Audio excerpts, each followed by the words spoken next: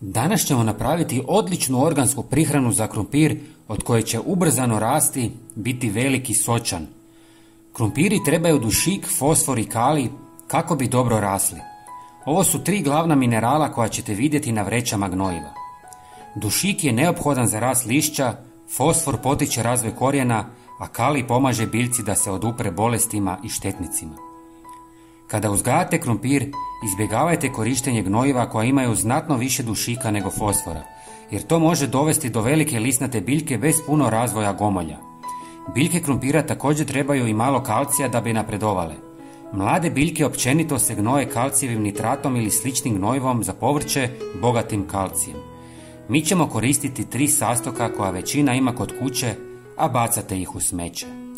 Kad jedete jaja, nemojte baciti ljuske u smeće. Osušite ih i usitnite. Ljudske jaja su najviše bogate kalcijem, ali i drugim mineralima koji su važni za zdrav rast biljaka poput krumpira. Njihova primjena kao gnojiva može poboljšati strukturu tla i potaknuti razvoj korijenja.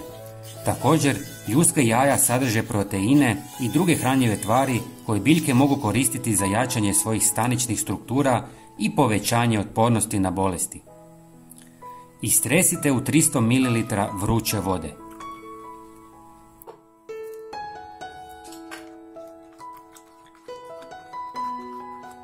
Zatim dodajte 1 žlicu gaveza koji je bogat dušikom, fosforom i kalijem. I zadnji sastojak je kora od banane koju većina baca u smeće. Izrežite ju na manje komadiće.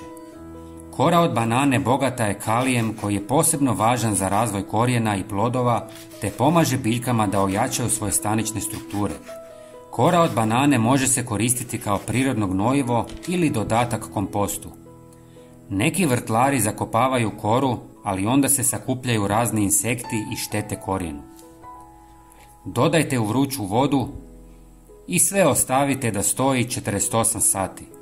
Što duže stoji, više će se hranjivih tvari ispustiti. Nakon 48 sati procijedite